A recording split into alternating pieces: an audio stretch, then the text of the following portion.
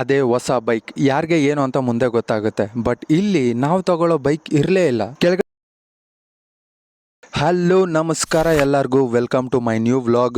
S, ನಮ್ಮ ಫ್ಯಾಮಿಲಿಯಲ್ಲಿ ಹೊಸದಾಗಿ ಏನೋ ಬರೋದಿದೆ. ಬಸ್ ಹತ್ಕೊಂಡು ಕಲಬುರ್ಗಿಗೆ ಹೊರಟೆ. ಬಸ್ ಸ್ಟ್ಯಾಂಡ್ ಹಿಂದಿನ ಸ್ಟಾಪ್ ಅಲ್ಲಿ ಇಳ್ಕೊಂಡು ಆಟೋ ಹತ್ಕೊಂಡು ಬಂದಿದ್ದೆ ಹೀರೋ ಶೋರೂಮ್ಗೆ. ಅವಾಗಲೇ ಹೇಳಿದೆ ಅಲ್ವಾ ಹೊಸದಾಗಿ ಏನೋ ಬರೋದಿದೆ ಅಂತ.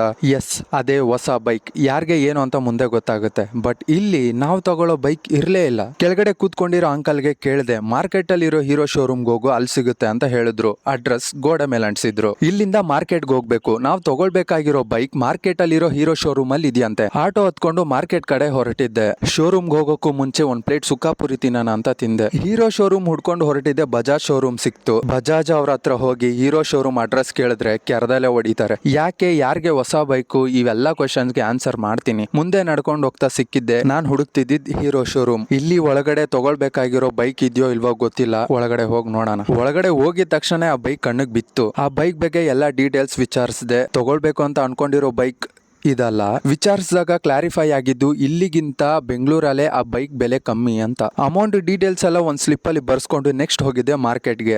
ಬ್ಯಾಂಕ್ ಅಲ್ಲಿ ಸ್ವಲ್ಪ ಕೆಲಸ ಇತ್ತು, ಅದನ್ನ ಮುಗಿಸ್ಕೊಂಡು ಮನೆ ಕಡೆ ಹೊರಟೆ. ಇವಾಗ ಬ್ಯಾಂಕ್ ಇಂದ ಮನೆ ಕಡೆ ಹೊರಟಿದ್ದೀನಿ. ಜ್ಯೂಸ್ ಕುಡಿಯಕ್ ಹೋಗೋಣ ಅಂತಿದ್ದೆ, ಬಟ್ ಅಲ್ಲಿವರೆಗೂ ಹೋಗಕ್ ಆಗಲ್ಲ. ಮನೆಗ್ ಬೇಗ ಹೋಗಿ ಕಿತ್ತು ದಬ್ಬ ಹಾಕುವಂತದ್ದೇನು ಇಲ್ಲ. ಮನೆಗೆ ಹೋದ್ಮೇಲೂ ಒದ್ದಾಡೋದೇ ಕೆಲಸ. ಬಟ್ ಆದ್ರೂ ಇವಾಗ ಅಷ್ಟು ದೂರ ಹೋಗಕ್ ನನ್ ಕೈಯಿಂದ ಆಗಲ್ಲ. ಇವಾಗ ಮತ್ತೆ ಬೈಕ್ ವಿಚಾರಕ್ಕೆ ಬಂದ್ರೆ, ಬಹಳ ವರ್ಷ ಆದ್ಮೇಲೆ ನಮ್ಮ ಫ್ಯಾಮಿಲಿಯಲ್ಲಿ ಒಂದು ಹೊಸ ಬೈಕ್ ಬರ್ತಿದೆ. ರೀಸೆಂಟ್ ಆಗಿ ನಮ್ಮ ಅಕ್ಕ ಜುಪಿಟರ್ ಹೊಸ ಸ್ಕೂಟಿ ತಗೊಂಡ್ರು. ಅದು ಬಿಟ್ರೆ ಬೈಕ್ ಅಂತ ಬಂದ್ರೆ ಇದೆ. ಅದಾದ್ಮೇಲೆ ಮಾರ್ಕೆಟ್ ಇಂದ ಮನೆಗ್ ಬಂದೆ. ಎಸ್ ಗೈಸ್, ನೋಡಿದ್ರಲ್ಲ, ಇವತ್ತು ಇಷ್ಟೇ ಆಗಿದ್ದು, ಇಷ್ಟೇ ಇದ್ದಿದ್ದು. ಆಲ್ಮೋಸ್ಟ್ ಎಲ್ಲ ದಿನ ಇದೇ ತರ ಇರುತ್ತೆ. ಇವತ್ತೇನೋ ಸ್ವಲ್ಪ ಆಚೆ ಕಡೆ ಹೋಗಿದ್ದೆ ಅಂತ ಸ್ವಲ್ಪ ವ್ಲಾಗ್ಗೆ ಕಂಟೆಂಟ್ ಸಿಕ್ತು ಅಷ್ಟೇ. ಇಲ್ಲಾಂದ್ರೆ ಮನೇಲೆ ಬಿದ್ದಿರ್ತೀನಿ, ಇಲ್ಲ ಲಿರಿಕ್ಸ್ ಬರೆಯಕ್ ಟ್ರೈ ಮಾಡ್ತೀನಿ. ಅದು ಬೋರ್ ಆದ್ರೆ ಅಲ್ಲೇ ಬಿದ್ದು ಒದ್ದಾಡ್ತೀನಿ. ಆದ್ರೂ ವಿಡಿಯೋಸ್ ಅಪ್ಲೋಡ್ ಮಾಡೋದ್ ಬಿಡಲ್ಲ. ಯಾಕಂದ್ರೆ ಕನ್ಸಿಸ್ಟೆನ್ಸಿ ಮೇಂಟೈನ್ ಮಾಡ್ಲೇಬೇಕು ಅಂತ ಫಿಕ್ಸ್ ಆಗಿದ್ದೀನಿ. ನೋಡೋಣ ಮುಂದಿನ ದಿನಗಳಲ್ಲಿ ಏನಾಗುತ್ತೆ ಅಂತ. ಸದ್ಯಕ್ಕೆ ಈ ವ್ಲಾಗ್ ವಿಡಿಯೋನ ಲೈಕ್ ಮಾಡಿ, ಶೇರ್ ಮಾಡಿ, ಸಬ್ಸ್ಕ್ರೈಬ್ ಮಾಡಿ. ಮತ್ತೆ ಸಿಗ್ತೀನಿ ಮುಂದಿನ ವ್ಲಾಗ್ ವಿಡಿಯೋಲಿ.